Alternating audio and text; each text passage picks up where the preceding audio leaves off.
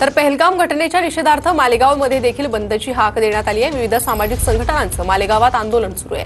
बंदमध्ये सहभागी होण्याचं नागरिकांना आवाहन करण्यात येत आहे। याचा आढावा घेतलाय आमच्या प्रतिनिधींनी। पाहूयात। पहलगाममध्ये झालेल्या हल्ल्याच्या निषेधार्थ मालेगाव शहर बंद ठेवण्याचं आवाहन हिंदुत्ववादी संघटनांमार्फत करण्यात आलेलं आहे। सकाळपासूनच या बंदला अनेक व्यावसायिकांनी साथ देखील दिलेली आहे। सकाळपासून अनेक व्यावसायिकांनी स्वयंस्फूर्तीने बंद ठेवण्यात आलेला आहे।